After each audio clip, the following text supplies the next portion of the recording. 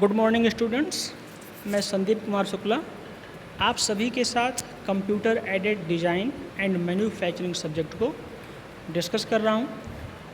आशा है आप सभी लोग स्वस्थ होंगे और अपने स्वास्थ्य को ध्यान में रखते हुए अपनी पढ़ाई जारी रखेंगे। पिछले वीडियोज़ में हमने देखा था कि computer aided design and manufacturing क्या है, किससे संबंधित है, इसमें हमें क्या पढ़ना है, इसमें कितनी यूनिट्स हैं, यानी सिलेबस भी हमने देखा था। तो इस सब्जेक्ट को पूरे 7 यूनिट्स में डिवाइड किया गया है, जिसमें हमारा पहला यूनिट्स है इंट्रोडक्शन।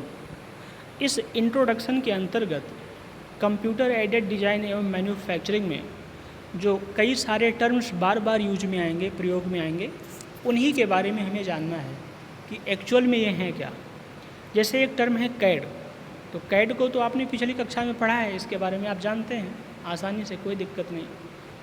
लेकिन इसके अलावा और बहुत सारे टर्म्स हैं, जैसे कि कैम हो गया, सिम हो गया, CAE। हालांकि टर्म्स तो सारे आपने सुना होगा, हमने बताया था, तो फुल फॉर्म इनका आप जानते होंगे, लेकिन इनके बारे में एक डिटेल डिस्कशन करेंगे कि ये एक्चुअली में होते क्या हैं और कैसे काम करते हैं इस computer aided design and manufacturing subject के अंतर्गत। तो आइए अपने चैप्टर को शुरुआत करते हैं और हमारी जो पहली टॉपिक है वह है कंप्यूटर एडेड डिज़ाइन यानी कि कैड। तो कैड होता क्या है यही जानना है हमें। नाम से क्लियर है, कंप्यूटर एडेड डिज़ाइन यानी एक कोई ऐसी डिज़ाइन बनाई गई हो जो कंप्यूटर की सहायता से बनी हो, तो उसे क्या कहेंगे, कंप्यूटर एडेड डिज़ाइन। ठीक है, यानी वो डिज़ाइन जो कंप्यूटर की सहायता से बनाई गई हो या जिसका मॉडिफिकेशन अर्थात सुधार कंप्यूटर की सहायता से किया गया हो, उसे क्या कहेंगे, कंप्यूटर एडेड डिज़ाइन। यानी कि कंप्यूटर एडेड डिज़ाइन के अंतर्गत कंप्यूटर की सहायता से डिज़ाइन संबंधित कार्य, जैसे कि डिज़ाइन बनाना, डिज़ाइन का एनालिसिस यानी विश्लेषण करना तथा डिज़ाइन का विकास यानी डिज़ाइन का डेवलपमेंट किया जाता है, कंप्यूटर एडेड डिज़ाइन कहा जाता है। ठीक है, कंप्यूटर एडेड डिज़ाइन के अंतर्गत हम क्या करते हैं, कंप्यूटर की सहायता से किसी डिज़ाइन को बनाते हैं अथवा डिज़ाइन का एनालिसिस यानी विश्लेषण करते हैं अथवा डिज़ाइन का विकास यानी कि डेवलपमेंट किया जाता है। तो ये होता है हमारा कंप्यूटर एडेड डिज़ाइन। अच्छा, मान लीजिए क्वेश्चन आपके यही आ जाए कि कैड क्या है, कैड से आप क्या समझते हैं, इसके एडवांटेज एवं डिसएडवांटेज लिखिए। तो ये सब चीज़ें तो हमने पिछली बार में ही किया था, लेकिन इसे देख लेंगे यहाँ भी।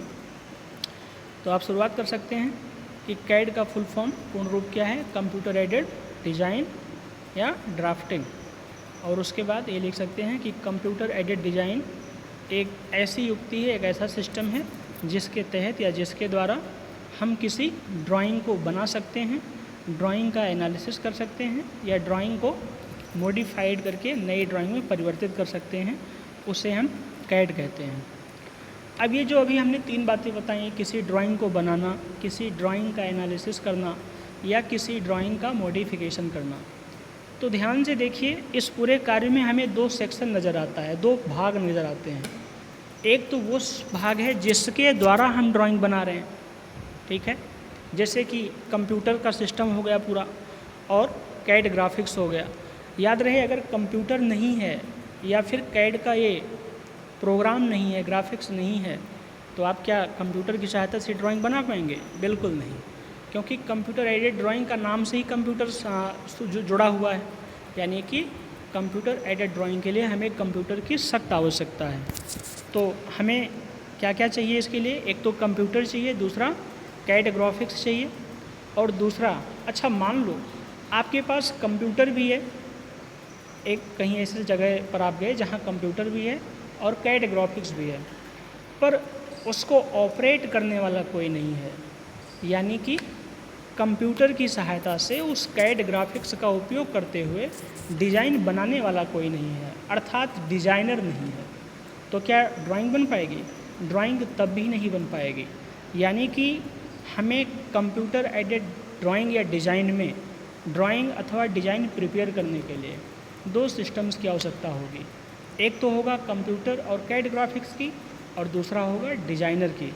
इसीलिए हम इस पूरे कैड यानी कंप्यूटर एडेड डिजाइनिंग के कार्य को 2 सेक्शंस में विभाजित कर लेते हैं। एक सेक्शन हो जाएगा हमारा इंटरैक्टिव कंप्यूटर ग्राफिक्स, ठीक है, यानी कि इंटरैक्टिव कंप्यूटर ग्राफिक्स का क्या मतलब कि एक ऐसा सिस्टम जिसके द्वारा हम कंप्यूटर के विभिन्न पार्ट्स जैसे कि इनपुट, आउटपुट इत्यादि के द्वारा कैड ग्राफिक्स से संवाद स्थापित करके ड्राइंग बना सकें। और दूसरा सेक्शन होगा हमारा डिजाइनर का, ठीक है, क्योंकि डिजाइनर ही वो पर्सन होगा जो कंप्यूटर के वेरियस पार्ट्स जैसे कि इनपुट, आउटपुट इत्यादि के बारे में उपयोग करते हुए कंप्यूटर ग्राफिक्स की सहायता से ड्राइंग को प्रिपेयर करेगा, ठीक है। यानी डिजाइनर कौन होगा? इस कंप्यूटर सिस्टम को ऑपरेट करने वाला। एक बात और, ये डिजाइनर ही वो व्यक्ति होगा जिसके बारे में प्रोडक्ट को लेकर नए नए विचार आएंगे, कल्पनाएं आएंगी। उन्हीं विचारों को, कल्पनाओं को वो उस स्क्रीन पर रेखा अथवा ग्राफ्स के द्वारा परिवर्तित करके उसे एक डिजाइन के रूप में परिवर्तित कर देगा, ठीक है। तो कैड सिस्टम में कार्य को 2 पार्ट्स में बांट सकते हैं। पहला है, या इस पूरे कैड सिस्टम को ही 2 पार्ट्स में बांट सकते हैं। पहला इंटरैक्टिव कंप्यूटर ग्राफिक्स, जिसमें हमारा हार्डवेयर एवं सॉफ्टवेयर होता है और इसी की सहायता से हम किसी डिज़ाइन को बना सकते हैं, उसका एनालिसिस कर सकते हैं या उसका मॉडिफिकेशन कर सकते हैं। और इस कैड सिस्टम का दूसरा पार्ट्स अगर माना जाए तो वो होगा हमारा डिज़ाइनर, जो कि इसको यूज करते हुए डिज़ाइन का निर्माण करेगा, ठीक है।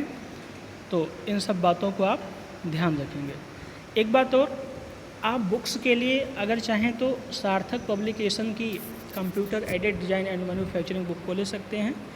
कारण है इसकी लैंग्वेज काफ़ी सरल है, जो टॉपिक्स दिए हैं बहुत ही क्लियरिटी के साथ मेंशन्ड हैं और लगभग उतना ही दिए हैं जो हमारे एग्ज़ाम के लिए ज़रूरी हैं। बहुत ज़्यादा बोगस बातें इसमें नहीं हैं, आसानी से समझी जा सकती हैं। इसके अलावा एक और बुक है नगीन प्रकाशन की, शायद आप उसे भी प्रीफर कर सकते हैं, देख सकते हैं, ठीक है। लेकिन मेरा सुझाव ये है कि आप इसे लाइन बाय लाइन रटने की कोशिश ना करें, आप इसको पॉइंट्स के रूप में ग्रैप्स करें ताकि ये लंबे समय तक बना रहे। क्योंकि सीधी सी बात है, अगर आप पॉइंट टू पॉइंट किसी बुक से मेमोराइज करोगे तो वो ज़्यादा समय तक टिकेगा नहीं आपके पास। इसलिए ज़रूरी है जिस प्रकार मैं आपको पॉइंट्स और चार्ट्स और ग्राफ के रूप में पढ़ाता जाऊँ, आप उन पॉइंट्स, उन चार्ट्स, उन ग्राफ को याद रखें ताकि अगर लैंग्वेज आप भूल भी जाते हैं तो अपने लैंग्वेज में आसानी से उसे लिख सकते हैं एग्ज़ाम में और इसमें आपको कोई प्रॉब्लम नहीं आएगी, ठीक है।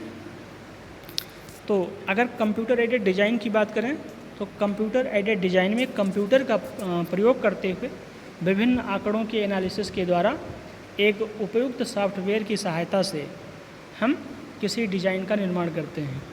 तो उपयुक्त सॉफ्टवेयर क्या होगा? कैड सॉफ्टवेयर होगा और इसी की सहायता से हम कंप्यूटर के द्वारा डिज़ाइन का निर्माण कर देते हैं।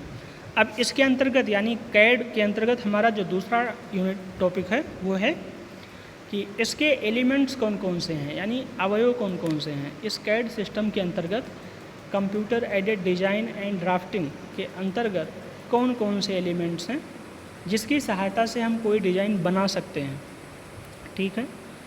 तो इसमें हम देखें तो मुख्यतया 3 पार्ट्स आ जाते हैं किसी कैड सिस्टम में, ठीक है।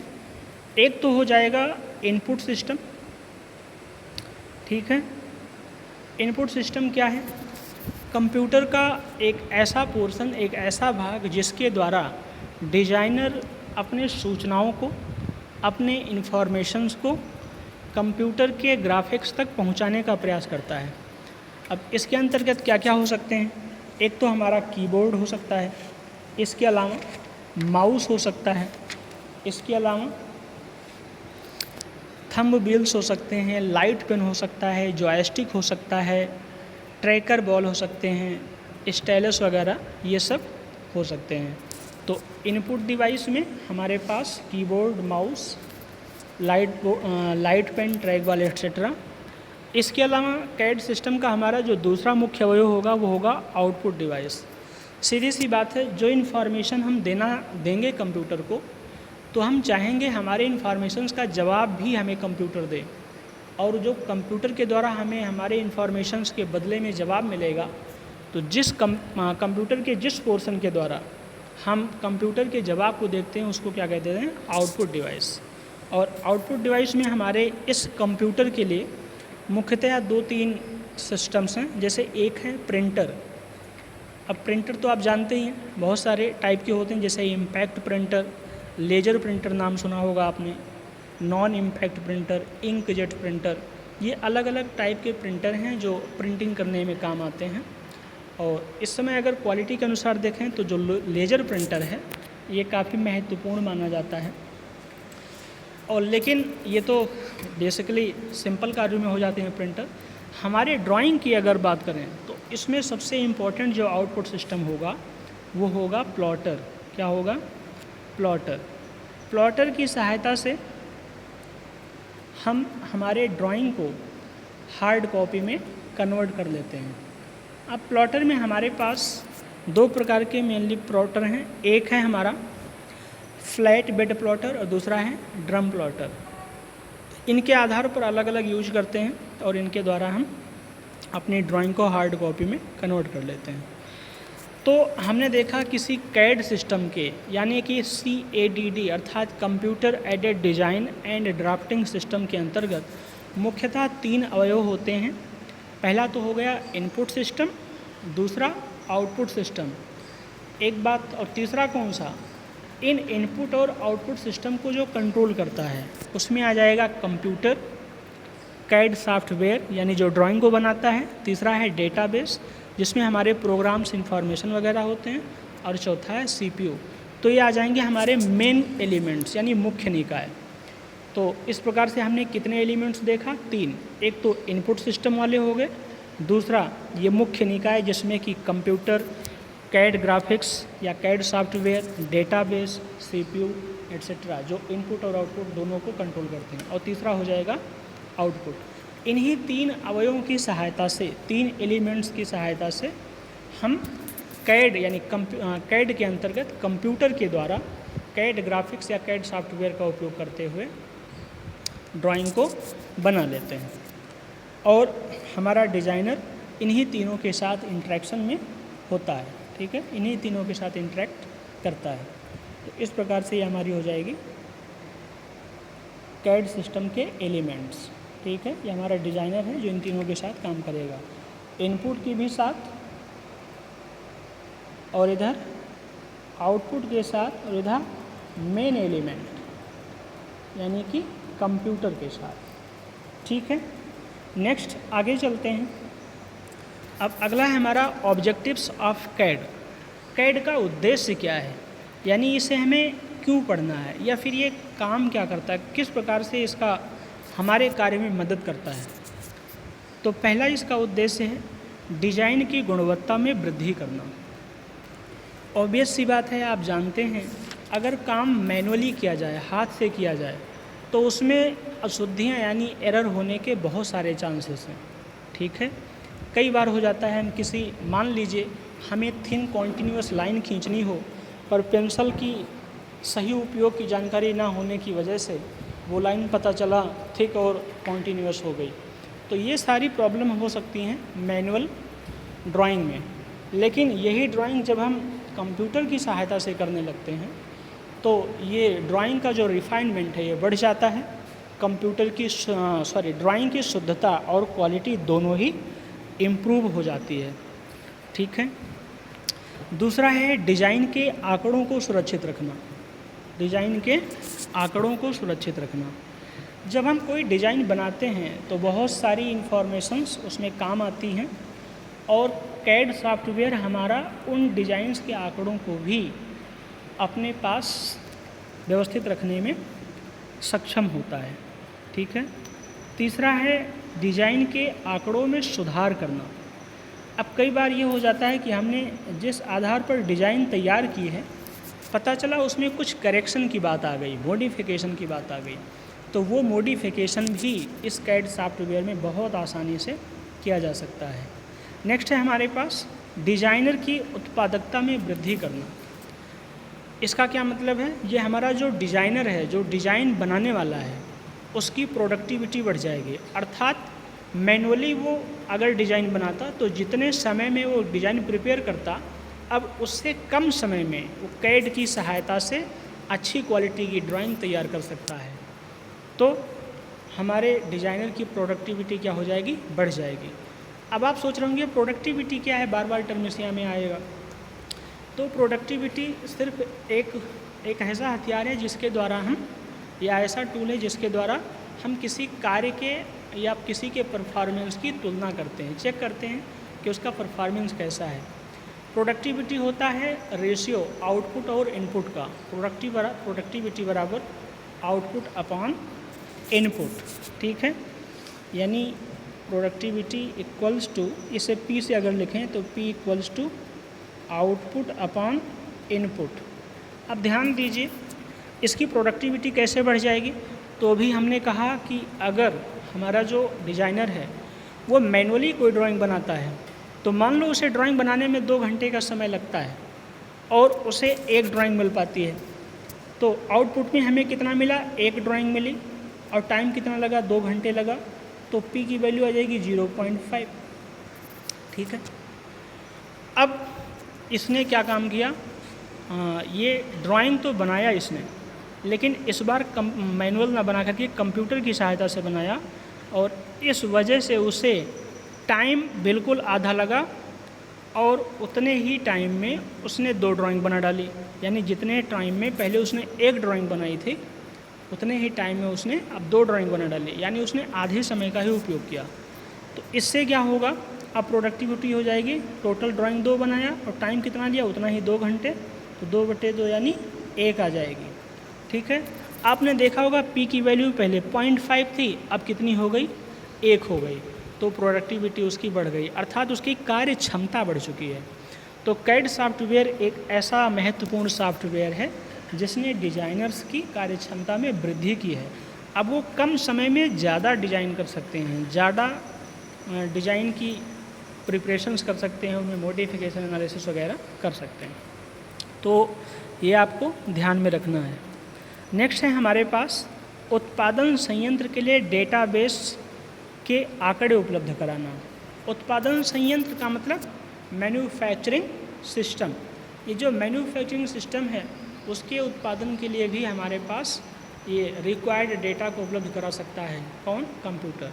कैसे, मान लो हमें कोई प्रोडक्ट बनाना है, तो उसके डिज़ाइन के साथ साथ ही हम उसमें उसके लिए रिक्वायर्ड मटेरियल्स, उसके लिए रिक्वायर्ड फिनिश इत्यादि के बारे में भी मेंशन कर देते हैं, जिससे प्रोडक्शन करने में आसान हो जाता है, ठीक है। तो ये हमारा जो कैड सॉफ्टवेयर है ये प्रोडक्शन सिस्टम के लिए भी रिक्वायर्ड आंकड़े प्रोवाइड कर सकता है। तीसरा है संयंत्र की दक्षता में वृद्धि करना, यानी सिस्टम की इफ़िशियंसी बढ़ा देना। अभी मैंने आपसे जो इस प्रोडक्टिविटी की फार्मूले का चर्चा की थी, यही फार्मूला इफ़िशियंसी के लिए भी लागू होता है, ठीक है। प्रोडक्टिविटी और इफ़िशियंसी, इफ़िशियंसी भी यही कहती है जनरली आउटपुट अपॉन इनपुट। अब ये कह रहे हैं कि कैड सॉफ्टवेयर उपयोग के द्वारा हमें इस पूरे सिस्टम की इफ़िशियंसी बढ़ जाएगी। इफ़िशियंसी यानी दक्षता, अर्थात अब कार्य ज़्यादा अच्छे से होने लगेगा, कम समय में होने लगेगा, अच्छी गुणवत्ता का प्रोडक्ट बनेगा। कैसे, कैड सिस्टम का उपयोग करेंगे तो आपकी डिज़ाइन अच्छी बनेगी, डिज़ाइन अच्छी होगी और कम समय में हो जाएगी, तो ये जो टाइम बचेगा इस टाइम में आप आगे का कार्य संपन्न कर लेंगे, प्रोडक्शन का काम बढ़ा लेंगे। तो इस प्रकार से ओवरऑल सिस्टम की, प्रोडक्शन सिस्टम की, जिसमें डिज़ाइन सिस्टम भी शामिल है, को मिला करके प्रोडक्ट की मैन्युफैक्चरिंग मैन्युफैक्चरिंग प्रणाली अच्छी हो जाएगी और पूरे सिस्टम की एफिशिएंसी इम्प्रूव हो जाएगी, ठीक है। तो ये हमारा नेक्स्ट टॉपिक था ऑब्जेक्टिव ऑफ कैम। याद रखना, आपको ये मेन पॉइंट याद रखना है। सबसे पहला, डिज़ाइन की गुणवत्ता में वृद्धि करना, टू इम्प्रूव क्वालिटी। दूसरा, डिज़ाइन के आंकड़ों को सुरक्षित रखना, to save the data of design. Third, design के आंकड़ों में सुधार करना, modify the data of design. Fourth, designer की उत्पादकता में वृद्धि करना, improvement in productivity of designer. Next है उत्पादन संयंत्र के लिए डेटाबेस आंकड़े उपलब्ध कराना, provide database for manufacturing system. और लास्ट है संयंत्र की दक्षता में वृद्धि करना, to improve efficiency of entire manufacturing and design process or system. ठीक है, तो अगर आपको ये याद है कि कैड के द्वारा हमारा क्या लाभ हो सकता है या क्या उद्देश्य है इसका, तो पता चला कैड के द्वारा डिज़ाइन की गुणवत्ता अच्छी हो जाएगी, आंकड़े सुरक्षित रहेंगे। तो अगर ये टर्म आपको याद हैं तो इन टर्म्स के बारे में आप अपने हिसाब से आगे लिख सकते हैं, कोई दिक्कत नहीं आने वाली है। ठीक है, इसके बाद हमारे पास नेक्स्ट टॉपिक है, वो है स्टेप्स फॉर कैड। यानी अगर हमें किसी डिज़ाइन सिस्टम में कैड को अप्लाई करना है, ठीक है, तो हमें क्या क्या चरण आगे बढ़ाने होंगे, यानी क्या क्या स्टेप्स हमें इनिशिएट करने पड़ेंगे। ठीक है, तो ये आ जाता है हमारे पास स्टेप्स फॉर कैड, यानी कैड के लिए प्रयुक्त चरण। ठीक है, तो इसमें सबसे पहली आ जाएगी दो चीज़ें हैं, एक तो है कैड सिस्टम में कंप्यूटर का उपयोग करना। ठीक है भाई, बिना कंप्यूटर के उपयोग के तो कैड बनेगा नहीं। तो इसमें सबसे पहली बात है applications of computer in CAD process, यानी कंप्यूटर एडेड डिज़ाइन प्रक्रिया में कंप्यूटर के क्या उपयोग हैं ये देखना। तो सबसे पहला है ज्यामितीय मॉडलिंग। ठीक है, यानी ज्योमेट्रिकल मॉडलिंग। इसके अंतर्गत क्या करेंगे, अनेक टाइप की डिफरेंट टाइप की ज्योमेट्री को हम बनाएंगे किसी दिए जो प्रोडक्ट हमने सोचा है उसके लिए। जैसे मान लीजिए हम कोई एक डस्टर बनाना चाहें, ठीक है, तो अब इस डस्टर के लिए रिक्वायर्ड ज्योमेट्री क्या होनी चाहिए या फिर ऑप्टिमम ज्योमेट्री क्या होनी चाहिए, जिसकी सहायता से हम कम मटेरियल का उपयोग करते हुए अच्छी क्वालिटी के साथ, जो कि उपयोग में भी आसान हो, डस्टर का निर्माण कर सकें। तो हमें किस प्रकार का शेप बनाना चाहिए। ठीक है, इसी व्यवस्था को निर्धारित करने के लिए या इसी बात को डिसाइड करने के लिए ज्योमेट्रिकल मॉडलिंग की आवश्यकता पड़ती है, जो हम कंप्यूटर की सहायता से कर लेते हैं। अर्थात यूँ समझ लीजिए ये जो ज्योमेट्रिकल मॉडलिंग है इसके द्वारा किसी प्रोडक्ट के शेप को डिसाइड किया जाता है। नेक्स्ट है हमारे पास अभियांत्रिकी विश्लेषण, यानी इंजीनियरिंग एनालिसिस। इसके द्वारा हम ये देखते हैं कि जो हमारा कंपोनेंट बनेगा ये कैसे सस्टेन करेगा, लोड को कैसे सस्टेन करेगा, और इसकी जो ड्यूरेशन है ये कैसे बढ़ पाएगी, ताकि इसमें कम से कम फोर्स एक्ट करे, जिसकी वजह से इसमें स्ट्रेस स्ट्रेन कम जनरेट हो और ये ज़्यादा समय तक सर्वाइव कर सके। थर्ड है हमारे पास डिज़ाइन की समीक्षा एवं मूल्यांकन, यानी डिज़ाइन रिव्यू एंड इवोल्यूशन। ये कार्य भी हम कंप्यूटर की सहायता से कर लेते हैं। और नेक्स्ट है हमारे पास स्वचालित ड्राफ्टिंग, यानी ऑटोमेटेड ड्राफ्टिंग। इसकी सहायता से हम जब डिज़ाइन करते हैं, ड्राइंग करते हैं, तो अपनी रिक्वायरमेंट्स के अनुसार जो सूचनाएं देते हैं उसके तहत जो कैड ग्राफिक्स का सिस्टम है वो स्वयं ही डायमेंशन, शेप एट्सेट्रा प्रोडक्ट की तैयार कर देता है और एक ड्राफ्टिंग कंप्लीट कर देता है। तो ये होता है स्वचालित ड्राफ्टिंग। अब जो पहले मैनुअल होता था इसमें क्या करते थे, हम कैड सॉफ्टवेयर के लिए खुद से ही कमांड देते थे, उस कमांड के आधार पर वो हमारे इन्फॉर्मेशंस को एग्जीक्यूट करता था, तब जा कर के हमारी डिज़ाइन बनती थी। इसमें हम अपनी रिक्वायरमेंट बता देंगे और ज़रूरी कमांड्स का एप्लीकेशन कैड सॉफ्टवेयर खुद ही कर लेगा, हमें बार बार उसमें कमांड देने की आवश्यकता नहीं पड़ेगी। वो हो जाएगा हमारा स्वचालित ड्राफ्टिंग। ठीक है, तो ये हमारा एक इम्पॉर्टेंट टॉपिक था, स्टेप्स फॉर कैड कैसे कैसे करेंगे। तो इसे हम देख सकते हैं कि इसमें कंप्यूटर एप्लीकेशन किस प्रकार करेंगे। पहला है ज्योमेट्रिकल मॉडलिंग के लिए, दूसरा अभियांत्रिकी विश्लेषण के लिए, तीसरा डिज़ाइन की समीक्षा और मूल्यांकन के लिए, और चौथा है स्वचालित ड्राफ्टिंग में। ठीक है, तो अब इसमें खास बात यही है कि ये जो हेडिंग्स हैं, जो मेन पॉइंट्स हैं, आपको इन्हें ज़रूर मेंशन करना है। इसके बाद इनके बारे में अपने लैंग्वेज में आप आसानी से लिख सकते हैं। ठीक है, नेक्स्ट है हमारे पास, इसमें देखें अगर इसके स्टेप्स में और डिज़ाइन के स्टेप या कैड के प्रोसेस को फॉलो करने के लिए क्या क्या स्टेप्स होने चाहिए, यही स्टेप्स हमारे डिज़ाइन में भी आते हैं। अब डिज़ाइन अगर कंप्यूटर से कर रहे हैं तो कंप्यूटर डिज़ाइन में भी यही स्टेप्स आ जाएंगे। पहला है डिज़ाइन की आवश्यकता को पहचानना, यानी नीड आइडेंटिफिकेशन ऑफ डिज़ाइन। किसी प्रोडक्ट की डिज़ाइन हमें क्यों करना है, इस बात को पहचानना है, जानना है। तो ये हो जाएगा नीड आइडेंटिफिकेशन ऑफ डिज़ाइन। उसके बाद दूसरा आ जाएगा हमारे पास डिज़ाइन समस्या की परिभाषा, अर्थात उस प्रोडक्ट की डिज़ाइन तैयार करते समय हमें क्या समस्याएं आ रही हैं उसको हमें आइडेंटिफाई करना पड़ेगा और उसे एक क्वेश्चन के रूप में फार्मूलेट करना पड़ेगा। नेक्स्ट है हमारे पास डिज़ाइन का संयोजन यानी सिंथेसिस ऑफ डिज़ाइन। उस डिज़ाइन में जो हमारी प्रॉब्लम्स आ रही हैं उनके जो डिफरेंट सॉल्यूशंस हैं उनको एक साथ हम सिंथेसाइज करेंगे और इसके द्वारा हम आगे डिज़ाइन में बढ़ जाएंगे। ठीक है। इसके बाद अगला स्टेप है हमारे पास डिज़ाइन का विश्लेषण करना।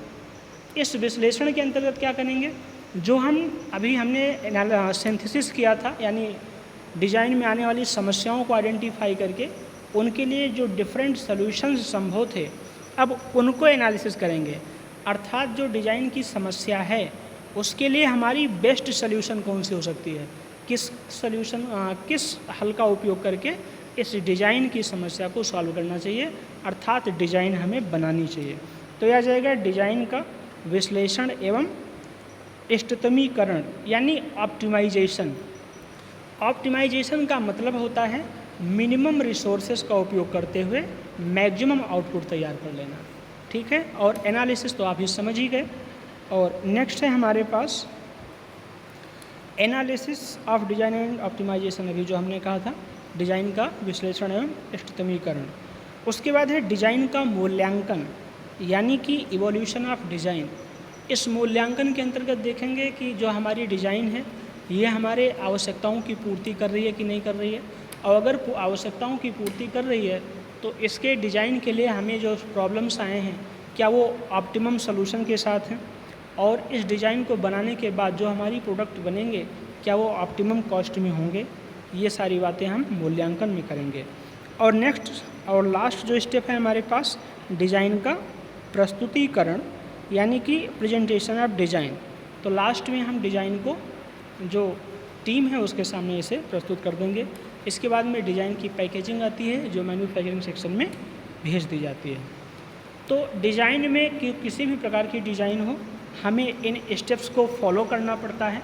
जो भी आपने देखा इसमें सबसे पहले था नीड आइडेंटिफिकेशन यानी डिज़ाइन की आवश्यकता को पहचानना। दूसरा डिज़ाइन समस्या की परिभाषा यानी डिज़ाइन को किसी प्रोडक्ट के डिज़ाइन को प्रिपेयर करने के लिए क्या प्रॉब्लम्स आ रही है उसको फार्मूलेट करना डेफिनेशंस के रूप में। तीसरा डिज़ाइन का संयोजन यानी जो हमने अभी प्रॉब्लम के लिए जो स्टेटमेंट बनाई है कि इस प्रोडक्ट को डिज़ाइन करने में क्या समस्याएं आ रही हैं, उस समस्या को सॉल्व करने के लिए हमें क्या क्या सॉल्यूशंस अवेलेबल हैं उनको इकट्ठा करना। और नेक्स्ट स्टेप है डिज़ाइन का विश्लेषण।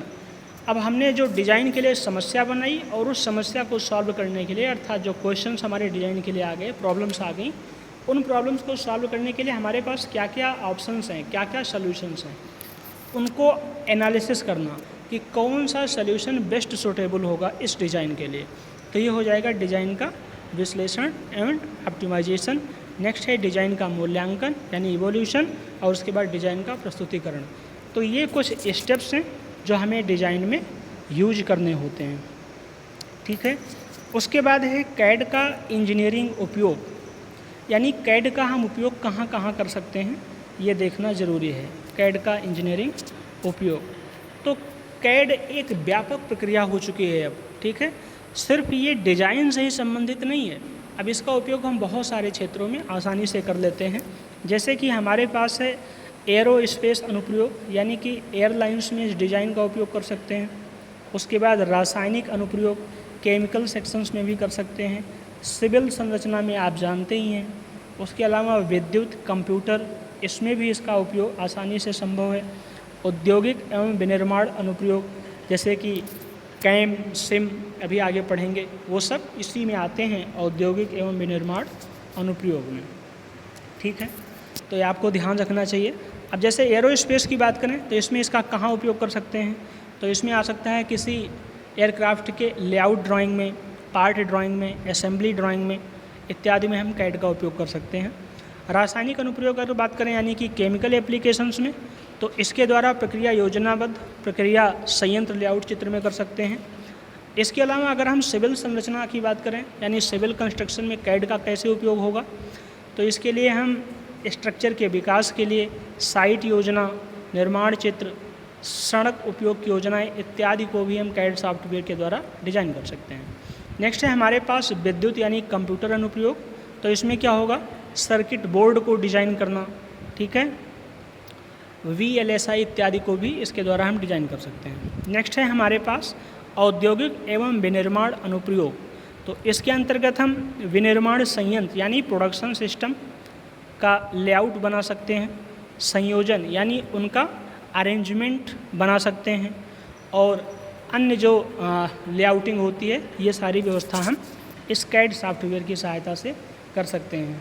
उसके अलावा लास्ट है हमारा मेन मैकेनिकल अनुप्रयोग। हालांकि इसके अलावा भी जैसे ड्रामा वगैरह क्षेत्र में भी इसके उपयोग करते हैं, अर्थात जो फिल्म शूटिंग होती है वहाँ जो स्टेज इत्यादि को डिजाइन करते हैं वो भी सब कैड के द्वारा आसानी से किया जा सकता है।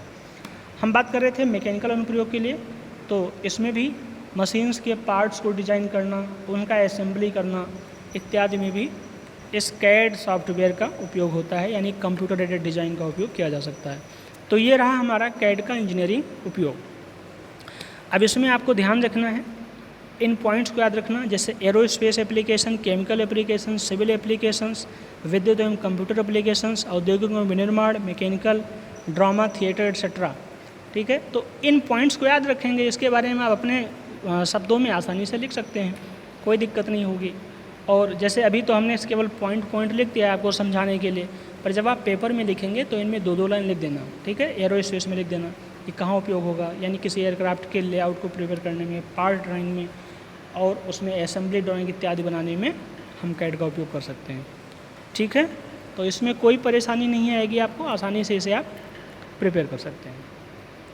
नेक्स्ट टॉपिक है हमारे पास कैड के लाभ, एडवांटेज ऑफ कैड, यानी कि अगर हम कैड को अप्लाई करें तो इससे हमें लाभ क्या क्या हैं, क्या फ़ायदे मिलने वाले हैं।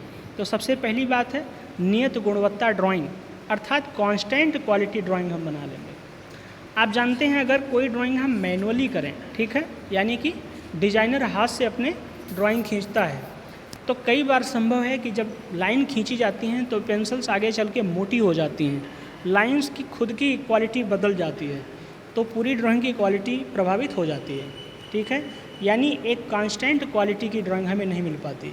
या कुछ यूँ देखें कि अगर एक ही डिज़ाइनर को हमें 4-5 ड्राइंग बनानी हो तो पहली 2-3 ड्राइंग तो वो काफ़ी एक्टिविटी से गुणवत्ता के साथ बनाएगा, क्योंकि उस समय वो एनर्जेटिक होगा, लेकिन जैसे जैसे वो थकता जाएगा, हरासमेंट उसके अंदर आता जाएगा, उसके कार्य पर भी इफेक्ट पड़ेगा और उसका प्रभाव उसकी ड्राइंग पर दिखेगा और उस ड्राइंग की क्वालिटी कमज़ोर होगी।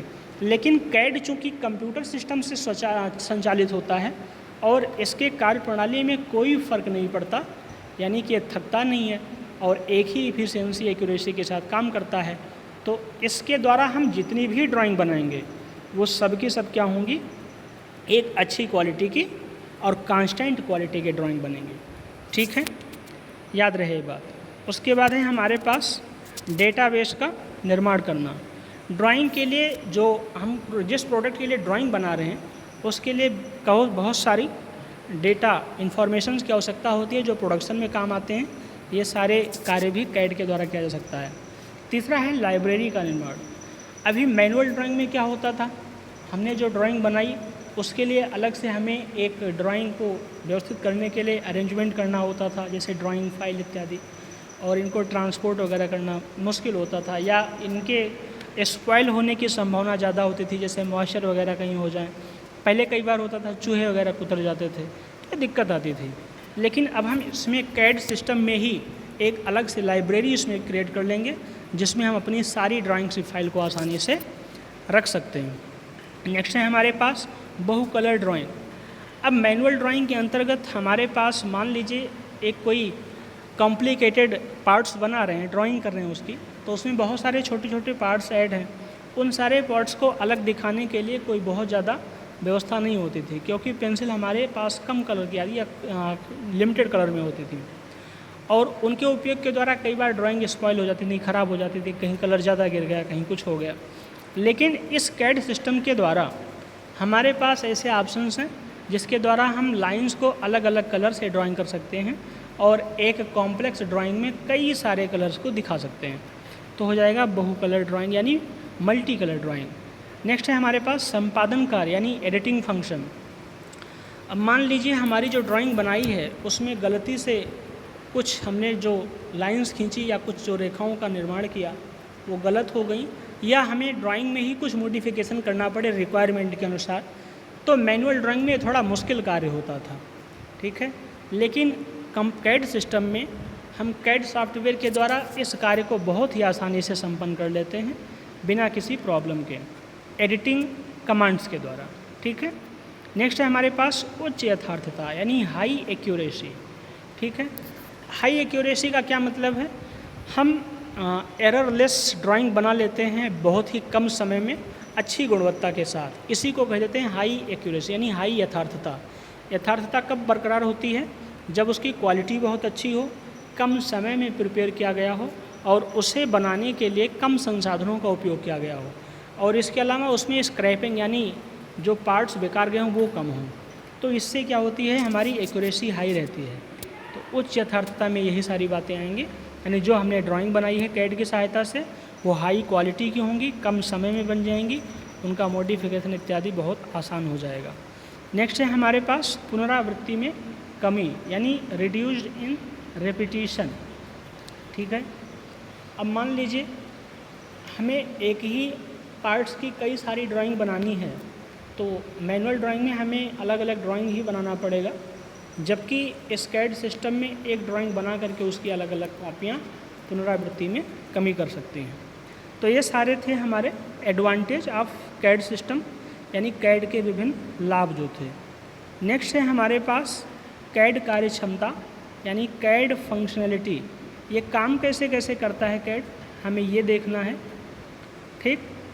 तो किसी कैड सिस्टम में ऑपरेशन के लिए और इसके समक्ष को, ठीक है, कम करने के लिए, अर्थात जो हमारा कैड सिस्टम है इसमें कार्य को और इसे समझने के लिए आसान करने के लिए, अगर आपको आसान भाषा में बोलें तो किसी कैड सिस्टम के अंतर्गत इसके कार्य को समझने और इसमें जो बहुत सारे सिस्टम्स हैं उनके कार्य को समझने के लिए या उनकी समझ को आसान बनाने के लिए हम इस पूरे सिस्टम को 3 पार्ट्स में बांट देते हैं।